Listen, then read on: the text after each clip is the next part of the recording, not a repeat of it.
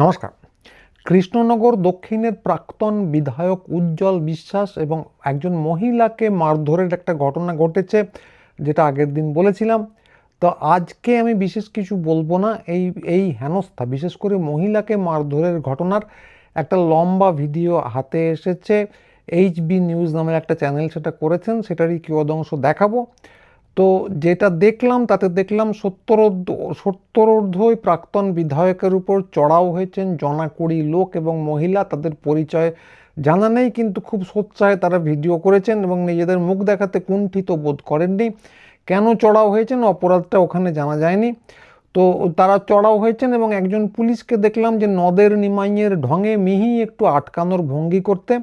তো বাধা দিচ্ছিলেন একমাত্র একজন মহিলা।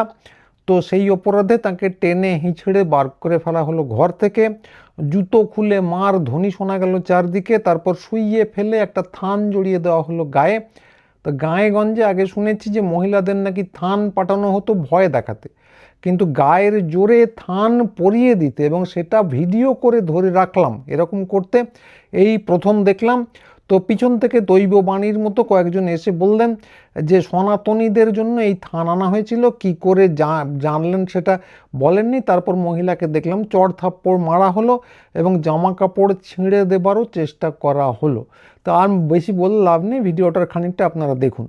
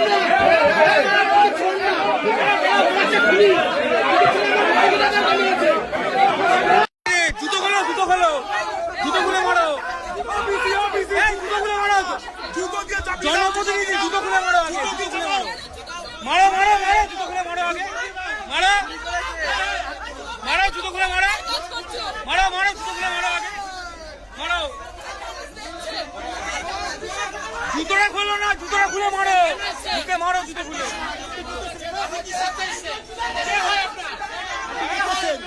আবার বলছে জনপ্রতিনিধি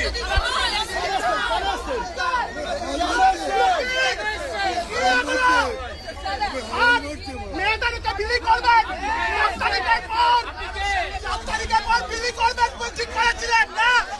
7 তারিখের পর বিলি করবেন।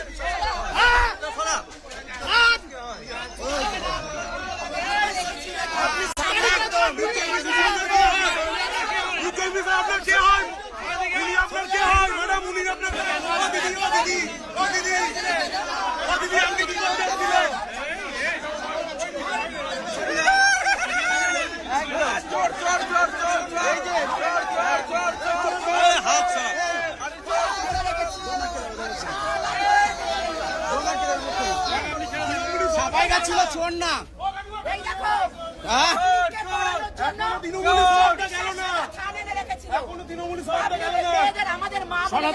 সনাতনী মা বন্ধের জন্য এরা রেডি করে রেখেছিল ভোটের আগে।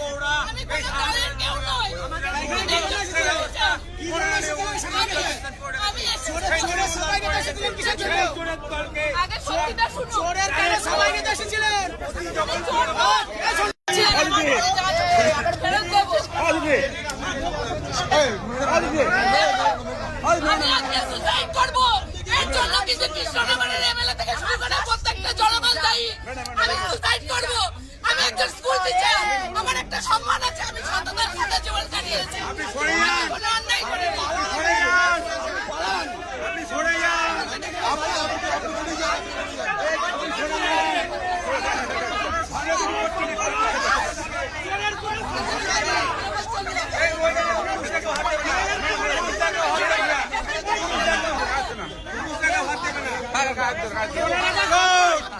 জীবন কাটে স্কুল টিচার সততার শিক্ষা দিয়ে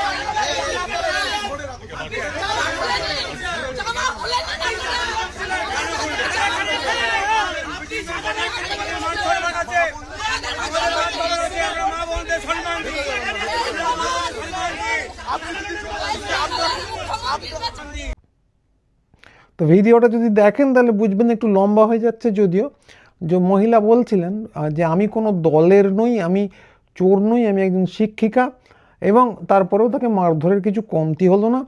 এবং এই পুরো দৃশ্য, সবথেকে যেটা মর্মান্তিক সেটা হচ্ছে এই পুরো দৃশ্য মনের আনন্দে দেখলাম ভিডিও করছেন বহুজন, কেউ কিন্তু এগিয়ে আসেননি থামাতে। মানে ব্যাপারটা হচ্ছে করছি শুধু তাই নয়, বেশ করছি এবং লোককে দেখাবো বলে সেটা ভিডিও করছি, এবং এই নিয়ে কারো কোনো কুণ্ঠিত হওয়ার ব্যাপার তো নেই এবং ভয়ও পাচ্ছেন না বিশেষ কেউ, এবং বেশ গর্বিত। তো উজ্জ্বল বিশ্বাসকে আর দেখলাম না, তো পুলিশ কী করছিল সেটা আপনারা ভিডিওতে দেখলেননি। তো পরে শুনলাম, এবং সেটা ঘটনা যে হেনস্থাকারীদের নয়, উজ্জ্বল বিশ্বাস ওই প্রাক্তন বিধায়ক, তাকেই গ্রেপ্তার করা হয়েছে। আমি জানি না কোন অভিযোগে, তো তার আগে পরে হেনস্থাও নিশ্চয়ই হয়েছে। তো এইটা হচ্ছে ভিডিওর চিত্র। এরপর যেটা হয় যে ওই এলাকার সাংসদ মহুয়া মৈত্র একটা লাইভ করেন। তো সেখানে তিনি বলেন যে বর্ষার আগে ত্রাণ সামগ্রী বিধায়কদের কাছে পাঠানো হয় সরকারের তরফ থেকে, তারপর নতুন সরকার এসে নির্দেশ দেয় যে সেগুলো ফেরত দিতে হবে। বিডিওর কাছে নির্দেশ আছে, কিন্তু বিডিও এক্ষেত্রে কোনো উদ্যোগ নেননি। প্রাক্তন বিধায়ক নিজেই নাকি চিঠি লেখেন জিনিসগুলো নিয়ে যেতে, কিন্তু বিডিও অফিসের গাড়ির সঙ্গে হাতে ডিম নিয়ে নাকি বিজেপির কর্মীরাও হাজির হন। তা নিজেরাই দেখুন উনি কি বললেন। নমস্কার, আমি কৃষ্ণনগর কেন্দ্রের সাংসদ মহুয়া মৈত্র বলছি। কৃষ্ণনগরবাসী, নদিয়াবাসী এবং সমস্ত পশ্চিমবাংলার মানুষকে একটা ঘটনা নিয়ে অবগত করতে চাই। আজকে কিছুক্ষণ আগে, কয়েক ঘন্টা আগে, আমাদের কৃষ্ণনগর দক্ষিণ বিধানসভা কেন্দ্রের তিনবারের প্রাক্তন এমএলএ এবং রাজ্যের প্রাক্তন মন্ত্রী উজ্জ্বল বিশ্বাসকে পুলিশ অ্যারেস্ট করেছে। কি কারণে অ্যারেস্ট করেছে কি কেউ জানে না। বিষয়টা কি আপনারা জেনে রাখুন। 4 তারিখ যখন আমরা এমএলএ ছিলাম, আমি নিজেও এমএলএ ছিলাম, রাজ্য সরকার প্রত্যেকটা এমএলএকে এমএলএ কোটায় ত্রাণের জিনিসপত্র দিয়ে থাকে, তিরপাল দিয়ে থাকে, বাচ্চাদের জামা কাপড় দিয়ে থাকে, তাঁতের শাড়ি, লুঙ্গি, ঈদ, দুর্গাপুজো এরকম উপলক্ষে দিয়ে থাকে এবং বর্ষার আগে দেয়। আমিও এমএলএ ছিলাম, আমিও পেয়েছিলাম। এগুলো আমাদের বাড়িতে হয়, যার গোডাউন আছে তারা রাখার তো জায়গা থাকে না এতগুলো জিনিস, এগুলো কই এমএলএ গোডাউনে থাকে, কারো বাড়ি থাকলে বাড়িতে থাকে। আর যখন বৃষ্টি পড়ে লোকে তিরপাল চাইতে আসে, এগুলো দেওয়া হয়। যখন ঈদ বা দুর্গাপুজো হয় তখন দেওয়া হয়। এখন এখানে আমাদের এমএলএ কোটায় এটা দেওয়া হয়েছিল, ইলেকশন হয়ে গেছিল ঈদের সময়। উজ্জ্বলদার বাড়িতে জিনিসপত্রগুলি ছিল, তিনি তো কালোবাজারে বিক্রি করেননি। 4 তারিখে একটা গভর্নমেন্ট অর্ডার বেরোয় এবং এটা এসডিও এবং বিডিওদের এই গভর্নমেন্ট অর্ডারটা বেরিয়েছে যে প্রত্যেকটা বিডিও এবং এসডিও যেন এমএলএ কোটার এই জিনিসগুলো প্রাক্তন এমএলএ থেকে বাড়ি থেকে এগুলো নিয়ে আসে। বিডিও এসডিও কিচ্ছু করেনি। 8 তারিখ, 4 তারিখের অর্ডার, 8 তারিখে উজ্জ্বলদা নিজে চিঠি লিখেছে টু দ্য বিডিও কৃষ্ণনগর 2 নিজে, এবং এটা কৃষ্ণনগর সদরে, এটা রিসিট কপি রয়েছে, রাজা নামে কেউ সদরে, এটা রিসিভ করেছে 8 তারিখ গতকালকে, এবং উজ্জ্বলদা লিখেছেন যে আপনারা এসে এই জিনিসগুলো আপনারা নিয়ে যান। সেখানে আজকের দিনে 9 তারিখে বিডিও অফিস থেকে গাড়ি এসছে এই জিনিসপত্রগুলো নিয়ে যাওয়ার জন্য। এমন সময় বিজেপির একগাদা ছেলেপিলে পুলিশের সামনে, বিডিও অফিসের সামনে উজ্জ্বলদার বাড়ির ভেতরে ঢুকে উজ্জ্বলদাকে মারধর করে ভিডিওতে তার মুখের ওপর, সিনিয়র লোক তার মুখের ওপর ডিম ছোড়ে, এটা কোনো পাবলিক করেনি, এটা বিজেপির লোকেরা করেছে, তারা তার উপর ডিম ছড়ে তাকে মারধর করে, বাড়ি ভাঙচুর করে। পুলিশ তখন তাকে ওখান থেকে নিয়ে যায়। আমি যখন পুলিশকে ফোন করি, পুলিশ তখন বলে না, উনাকে বাঁচাবার জন্য আমরা নিয়ে গেছি। উনাকে বাঁচাবার জন্য নিয়ে গেছো, আর যারা ভেতরে এসে মারধর করছে তাদের আপনারা কিছু করেননি। উজ্জ্বলদাকে নিয়ে গেছে, বারবার বলছে যে না। আমি বললাম যে উজ্জ্বলদা কি করেছে, এটা তো গভর্নমেন্টের জিনিস এসছে, গভর্নমেন্ট অর্ডার বলেছে নিয়ে যান, আপনারা নিয়ে যান। উজ্জ্বলদা আপনাকে চিঠি দিয়েছে, আপনার জিনিসপত্র নিয়ে যান।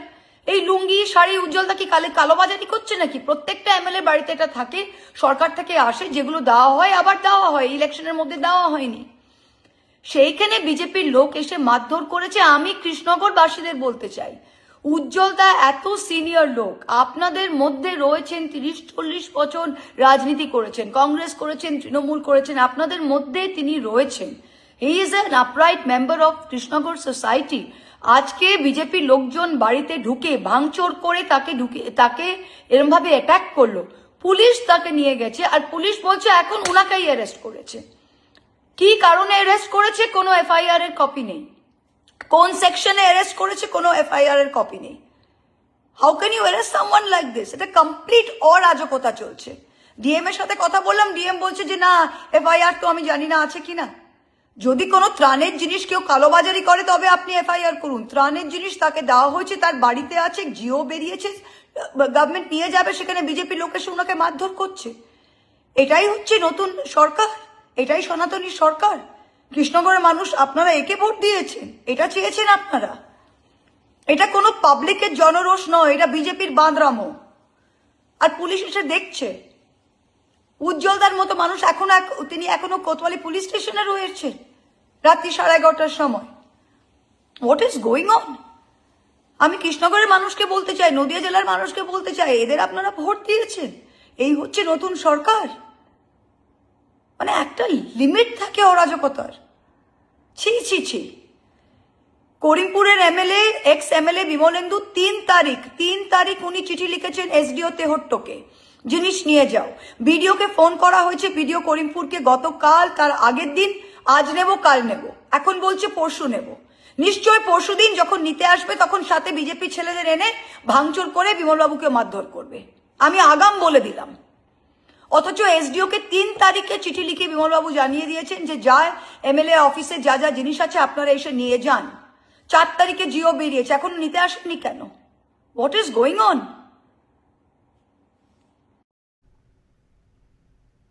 তো উনি এটা বললেন যে এরকমই নাকি হচ্ছে, তারপর যিনি ফেরত দিচ্ছেন তাকেই নাকি গ্রেপ্তার করা হচ্ছে। তো পরে দেখলাম যে এই চিঠি চাপাটি যেগুলি পাঠানো হয়েছে উনি বলছেন সেগুলি অন্য জায়গায় আপলোড করা হয়েছে। তো এখনও পর্যন্ত মহুয়া মৈত্রের এই বিবৃতির কোনো জবাব সরকার বা বিজেপির পক্ষ থেকে আসেনি। তো এরপর ওই এলাকার বাম প্রার্থী লাবণী জঙ্গিও একটা ভিডিও করেন এই মব লিঞ্চিংয়ের চূড়ান্ত নিন্দে করে, সেটাও একটু কিয়দংশ দেখে নিন। এই লাইভটা মূলত বিবেকের কাছে প্রশ্ন, আর আমার বামপন্থী কমরেড যারা রয়েছেন তাদের জন্য। গত নির্বাচনে 2026 বিধানসভা নির্বাচন ক্ষেত্র কৃষ্ণনগর দক্ষিণে আমি অংশগ্রহণ করি। যাদের বিরুদ্ধে আমার লড়াই ছিল তাদের মধ্যে প্রধান যিনি ছিলেন তিনি ছিলেন উজ্জ্বল বিশ্বাস মহাশয়, তৃণমূলের। গতকাল তার সাথে যে ঘটনাটা ঘটে কৃষ্ণনগর দক্ষিণ বিধানসভা অঞ্চলে, যে ভয়ঙ্কর একটা বিভীষিকাময় পরিস্থিতি এই রাজ্যে দিনে দিনে বিরোধী শক্তির ওপরে তৈরি হয়েছে, এবং সেটাকে ঘিরে আমাদের যে বামপন্থী মন মানসিকতার যে আমাদের যে কমরেডরা যারা আমরা একসাথে লড়াই করেছি, তাদের মধ্যে একটা যে চাপা বা প্রকাশিত উল্লাস, সেটা নিয়ে একটা বড় প্রশ্নচিহ্ন তৈরি হচ্ছে।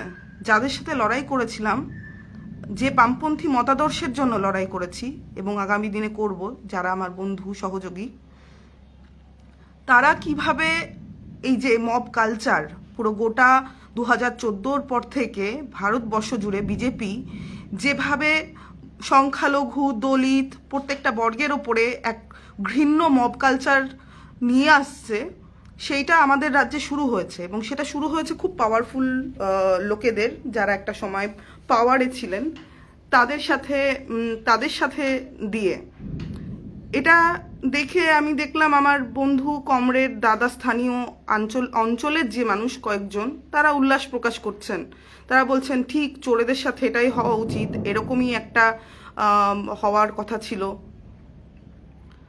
লড়াইয়ের পূর্বে যখন লড়াইয়ে নামছি, অনেক ঘাত প্রতিঘাত, ব্যক্তিগত জীবনেও তৃণমূল যখন ক্ষমতায় ছিল, আমি, আমার পরিবার যথেষ্টভাবে আক্রমণের সম্মুখীন হয়েছি। কিন্তু তার মানে এটা নয় যে যখন একজন পূর্বের যিনি মন্ত্রী ছিলেন এবং তিনি সাংসদ হিসাবে গতবারের ভোটে প্রায় 70,000-এর কাছাকাছি ভোট পেয়েছেন, তার সাথে যে বর্বরচিত মব লিঞ্চের যে জায়গাটা তৈরি হলো, আর কৃষ্ণনগর দক্ষিণ অঞ্চলে আমার, সেই বিষয়ে যদি আজকে কথা না বলি তাহলে আমার নিজের বিবেকের কাছে হেরে যাব। আমাদের বামপন্থী মতাদর্শের যে বিবেক, সেখানে কোথাও গিয়ে আমাদের সমস্যা। আজকে হকার উচ্ছেদ নিয়ে চারিদিকে যে ভয়াবহ বর্বরতায় বিজেপি সরকার ডেকে নিয়ে এসছে, সেখানে বুক টান টান করে একমাত্র বামপন্থীরাই লড়াই করছে, বামপন্থীরা রাস্তায় আছে। কিন্তু তাদের মধ্যেও কারো ভেতরে মনে হচ্ছে যে ঠিক হয়েছে, বিজেপিকে ভোট দিয়েছিস, এবার দেখ বোঝ। এইটা তো কমরেড কথা ছিল না। কাকে ভোট দিয়েছি, তৃণমূলকে কে ভোট দিয়েছে, কে বিজেপিকে ভোট দিয়েছে, তার কারণে তার ঘর ভাঙছে। কোনো একজন মন্ত্রী একদা, যিনি একটা প্রসিডিওরের মধ্যে ছিলেন, উনি বলছেন যে উনি ভিডিওকে একটা উনি যে ত্রাণ সামগ্রীগুলি সেগুলি ফেরত নেওয়ার জন্য আবেদন করেছিলেন, এটা একটা প্রসিডিওরের মধ্যে চলে। কিন্তু পুরোটাই যখন 71 বছর বয়সী একজন প্রবীণ, আমি অবশ্যই বলবো সেই ক্ষেত্রে তিনি আমার কলিগ। আজকে যে ওখানে যিনি বিজেপির হয়ে দাঁড়িয়েছেন, জিতেছেন, যিনি তৃণমূলের হয়ে দাঁড়িয়েছিলেন, যিনি হেরেছেন 70,000-এর, এবং আমি খুবই কম মার্জিনের ভোট পেয়েছি, কিন্তু আমরা কোথাও গিয়ে রাজনৈতিকভাবে কলিগ। এবং একটি গণতান্ত্রিক দেশে এটা কি কোনোভাবে, আমি জানি না কারা সমর্থন করতে পারে, গণতান্ত্রিক কথা ছেড়ে দিন, আপনি মানবিক মতাদর্শের জায়গা থেকে আপনি কিভাবে এইটাকে সাপোর্ট করতে পারেন যে একটা উন্মত্ত মব, সে যথেষ্ট ভয়ঙ্করভাবে নোংরামো করছে এবং তার অফিসিয়াল এভিডেন্স রাখছে ক্যামেরা দিয়ে। একজন মহিলা, সুচিত্রা ঘোষ বলে, আমারই অঞ্চলের, তিনি তৃণমূলের সমর্থকও তিনি হয়তো, কিন্তু যখন তিনি বুকের মধ্যে ব্যাগ চেপে ধরছেন এবং কয়েকজন মহিলা আর পুরুষ সম্মিলিতভাবে তার জামা ছিঁড়ে দেওয়ার চেষ্টা করছে, এই দৃশ্য কত ভয়ঙ্কর হতে পারে একটা রাষ্ট্রের জন্য। এবং সেটা দেখে যদি আমরা বামপন্থীরা নিজেদের একটা কণ্ঠস্বর তৈরি না করতে পারি এর বিরুদ্ধে, তিনি কোন দল করছেন, কারা কি, সেটার প্রশ্ন অনেক বাইরে। তৃণমূলের কাছ থেকে আমরা সরাসরি আক্রমণের সম্মুখীন হয়েছি, কিন্তু তার মানে এটা নয় আমাদের বামপন্থী যে মতাদর্শেরগত জায়গা, যে বোঝাপড়ার জায়গা, সেখানে এই যে বর্বরতার শিকার মব লিঞ্চকে ঘিরে যে ধরনের একটা বিজেপির যে ফাঁসিবাদ তৈরি হয়েছে, সেখানে যদি আমরা একটা বিরোধের স্বর, কণ্ঠ সোচ্চার করতে না পারি, সেটা আজকে হয়তো কোনো আগামী দিনে সেটা এখানে থেমে থাকবে না। বন্ধুরা, কমরেডরা যারা আমার লড়াইয়ে ছিলেন বা ওই সময় তৃণমূলকে হারাতে তারা বিজেপিকেও সাপোর্ট করেছেন, কিন্তু তারা সিপিএম বা সিপিআইএমএল বা কোনো ধরনের বামপন্থী সংগঠনের সাথে যুক্ত, আমি তাদের কাছে আবেদন করব তারা বিবেকের কাছে প্রশ্নের সম্মুখীন হন।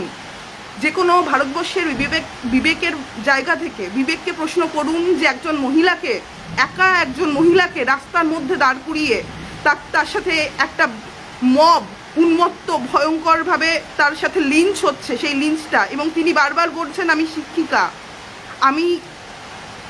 আমি একা, এই দৃশ্য, এই ভিডিওটা দেখার মতো জায়গাতে নেই। আমি একজন জনপ্রতিনিধি হিসাবে এবং কৃষ্ণনগর দক্ষিণের সিপিআইএমএল-এর এবং সিপিএম সমর্থিত যে এইবারের নির্বাচনের অংশগ্রহণকারী হিসাবে আমার অঞ্চলের সমস্ত বাম সমর্থক যারা রয়েছেন, এই মুহূর্তে কালকে উজ্জ্বল বিশ্বাস সহ 71 বছর বয়সের প্রবীণ তিনি হতে পারে চোর। আমি মেনে নিচ্ছি যে আপনারা আমাকে বলুন, হাসুন, যা কিছু করুন যে তার সাথে হয়েছে তিনি চোর, কিন্তু সেটার একটা প্রসিডিওর থাকে। সেই প্রসিডিওরের বাইরে গিয়ে একটা জনগণকে তার পিছনে তার উপরে লেলিয়ে দেওয়া এবং একটা ধরনের যেটা গোটা দেশে চলছে এতদিন ধরে সংখ্যালঘু এবং দলিতের ওপরে চলেছে, সেটা এখন পূর্বতন মন্ত্রী এবং কোনো মহিলার ওপরে তৈরি হয়েছে। এটার বিচার যদি আজকে আমরা সম্মিলিতভাবে না তৈরি করতে পারি, এই প্রতিরোধের জায়গা যদি আমরা আজকে না করতে পারি, তাহলে আগামী দিন আমাদের জন্য ভয়াবহ একটা পরিস্থিতির জায়গা তৈরি করবে। সেই জায়গা থেকে আপনারা শুধু এটুকুনি বলবো যে এত ভয়ঙ্কর একটা সময়ে আপনারা সংগঠিত হওয়ার সময় এসেছে। অনেকেই হয়তো খিল্লি করবেন, অনেকেই হয়তো মজা করবেন, যেমন করে প্যালেস্তাইনের মৃত শিশুর ওপরে হাজার হাজার মানুষ হেসে যায়, অথবা যখন হকারদের ঘর ভাঙছে, যখন বুলডোজার চলছে, কিছু মধ্যমবর্গ যারা যথেষ্ট ভালো আছেন তারা বলছেন যে উন্নয়নের জন্যই এই বর্বরচিত ঘটনাগুলো ঘটছে, এগুলো হওয়ারই দরকার। সেই মানুষগুলো বাদ দিয়ে অনেক মানুষ আছে যারা বিবেকের কাছে দায়বদ্ধ, যারা নিজেদেরকে আয়নার সামনে দাঁড়িয়ে অন্তত প্রশ্ন করবেন। কালকে থেকে যে ভিডিওগুলো আসছে আমাদের সামনে, সেটা উজ্জ্বল বিশ্বাস হোক অথবা সুচিত্রা ঘোষ বলে যে মহিলার ওপরে আক্রমণ নেমে এসেছে আমাদের নির্বাচনী বিধানসভা কেন্দ্রে, সেইটা অনাকাঙ্ক্ষিত এবং এটার সোচ্চার একটা প্রতিরোধ বা প্রতিবাদের জায়গা খুবই প্রয়োজন। এটা হয়তো আজকে তৃণমূলের সাথে হচ্ছে। আপনি দেখুন আজকে কোনো সেই অর্থে যদি আমি বলি যে তৃণমূলের উপস্থিতি কোথায়, তৃণমূলের উপস্থিতি নেই, কিন্তু সেখানে মানুষের উপস্থিতি তো আছে। যে মানুষের ওপর আক্রমণটা নামছে, সেইখান থেকে কোথাও গিয়ে তো প্রতিরোধের জায়গা তৈরি হতেই পারে। তো বামপন্থার কিছু দায়বদ্ধতা আছে, আর সেই দায়বদ্ধতার জায়গা থেকেই আমার মনে হয় যে কিছু মানবিক প্রশ্নকে সামনে রেখে কৃষ্ণনগর দক্ষিণে এই মুহূর্তে যে জঘন্যতম যে ভয়ঙ্কর উল্লাস চলছে, হিংসার উল্লাস চলছে, সেটার যদি সম্মিলিত প্রতিরোধ আমরা না করতে পারি, আমরা শুরুতেই হারব। আমাদের কাছে হয়তো লাল পতাকাটা আছে, কিন্তু সেটা অন্তঃসার শূন্য লাল পতাকা, সেটা অন্তঃসার শূন্য মতাদর্শের জায়গা হবে। যারা এখানে আমার কাছের মানুষেরা আছেন, আমার অঞ্চলের যারা আছেন, যারা এই ঘটনাতে অনেকে হাসির উদ্রেক হয়েছে, যারা আনন্দ পাচ্ছেন ভেতরে ভেতরে, তারা খুব ব্যক্তিগতভাবে যদি আমাকে জানেন, তারা জানেন যে আমি এবং আমার পরিবার যখন তৃণমূল সরকার ক্ষমতায় ছিল, তাদের দিক থেকে যথেষ্টভাবে আমরা একরকমের অত্যাচারের শিকার হয়েছি। কিন্তু তার মানে এটা নয় যে একটা মব জনগোষ্ঠী তৈরি করে, একটা পার্টি ওরিয়েন্টেড সেই মানুষগুলোকে লিঞ্চের একটা পৃথিবী তৈরি করব। সেই জায়গা থেকে আমার মনে হয় একজন ফেলো রাজনীতিবিদ হিসাবে, একজন রাজনীতিতে অংশগ্রহণকারী হিসাবে আমি আবেদন রাখছি কৃষ্ণনগর দক্ষিণের বামপন্থী মনস্ক এবং যারা লিবারেল, যারা অন্তত প্রত্যেক দিন তাদের নিজের একটা জীবন আছে, তাদের জীবন কিন্তু সুরক্ষিত নয়। আজকে হয়তো যাদের ওপর আক্রমণ হচ্ছে, সেই আক্রমণটা কালকে আপনাদের ওপর আসতে পারে। সেই জায়গা থেকে আপনারা কিন্তু কোথাও গিয়ে বিবেকের কাছে প্রশ্ন রেখে যে একজন মহিলার সাথে এতগুলো উন্মত্ত পুরুষ এবং মহিলা তার জামা টেনে ছিঁড়ে ফেলতে পারে না, একজন মন্ত্রী হোক বা যেই হোক, তার একটা প্রসিডিওরে তার বিচার হতে পারে, কিন্তু সেটা কোনোভাবেই মব কালচারকে এরকমভাবে তোল্লাই দিয়ে বিজেপির লোকগুলো যখন এরকম আগ্রাসন তৈরি করছে, তার বিরুদ্ধে যদি জোট আমরা আজকের দিনে না বাঁধতে পারি, আজকের দিনে যদি মুখ খুলতে না পারি, তাহলে কিন্তু আমাদের বামপন্থা কোথাও গিয়ে আগে থেকেই হেরে যাবে। সম্পূর্ণ আগামী দিনের লড়াইয়ের জন্য আমরা প্রস্তুত এবং আমরা জানি, আমরা স্বপ্ন দেখি যে আজকের যে ফাঁসিবাদ রাষ্ট্র তৈরি হয়েছে, সেখানে সোচ্চার মোকাবেলা বামপন্থীরাই করবে, কিন্তু সেই মোকাবেলার অর্থে সেখানে অনেক গভীরভাবে বামপন্থীদের প্রথমত বিবেকের জায়গাগুলোকে আরও বেশি শক্তিশালী ক্ষুরোধার করতে হবে। সেখানে প্রশ্ন মানবিকতার জায়গা থেকে, সেখানে প্রশ্ন আজকে আমরা এটা তৃণমূল কংগ্রেসের কাছে এক্সপেক্ট করব না, কোনো দক্ষিণপন্থী দলের কাছে এক্সপেক্ট করব না যে কংগ্রেস হোক বা অন্য কেউ হোক কালকের যে ঘটনাটা কৃষ্ণনগর দক্ষিণে হয়েছে তার বিরুদ্ধে সোচ্চার হবে বা তার বিরুদ্ধে কথা বলবে, কিন্তু আমরা এক্সপেক্ট করব, আমরা বামপন্থীরা অন্তত এই যে ঘৃণ্য ঘটনা ঘটেছে তার বিরুদ্ধে আমরা কথা বলি। লাল সালাম, স্বপ্নটা লাল থাকুক, বিশ্বাস থাকুক, আর বিবেকের কাছে নিজেরা যেন দায়বদ্ধ থাকি। তো এই ভিডিওগুলো সবকটা আসার ফলে এবং সরকারের পক্ষ থেকে বা বিজেপির পক্ষ থেকে একটিও বিবৃতি না আসার ফলে ধরে নিতেই হচ্ছে যে মহুয়া মৈত্রের কথার কিঞ্চিত অন্তত সারবত্তা আছে, এবং সেটা যদি সত্যি হয় তাহলে এ অতি ভয়ানক ঘটনা। তো যদি ব্যাপারটা এরকম হয় যে বিধায়করা সরকারিভাবেই ত্রাণ সামগ্রী পান এবং নির্বাচনী বিধির কারণে বিলি করতে পারেননি, তারপর চিঠি চাপাটি লিখে বলছেন ফেরত নিয়ে যেতে, তখন পুলিশ এবং বিডিও অফিসের লোকজনের সঙ্গে বিজেপির কর্মীরা আসছেন, হেনস্থা হচ্ছে এবং পুলিশ দাঁড়িয়ে দেখছে, এবং সবশেষে যাকে হেনস্থা করা হচ্ছে তাকেই গ্রেপ্তার করা হচ্ছে। এবং গদি মিডিয়া পুরোটাকেই জনরোষ আর ডিম মহোৎসব বলে চালিয়ে দিচ্ছে। ফলে পশ্চিমবঙ্গে এখন আর কোনো হিংসা দেখা যাচ্ছে না। ওই যে আমাদের একজন সঞ্চালক আছেন যিনি চোখ গোল গোল করে বলতেন এত হিংসা কেন, তিনি আর হিংসা দেখতে পাচ্ছেন না। সব হিংসাই 21, 11 বা তার আগে 2001 এইসব সময় হয়েছে। তো আপনাদের মনে থাকতে পারে যে তাপস পাল হন বা অনিল বসু হন, তো স্রেফ কথা বলার অপরাধে মিডিয়ায় যে পরিমাণ সমালোচিত হয়েছেন এবং যথার্থ কারণেই হয়েছেন, তো এই দৃশ্য সত্যি সত্যি হেনস্থা করা হচ্ছে একজন মহিলাকে চোখের সামনে, এই দৃশ্য দেখলে ওরা কি বলতেন কি জানি, নিশ্চয় নির্ঘাত বলতেন আমরা তাহলে কি এমন করলাম।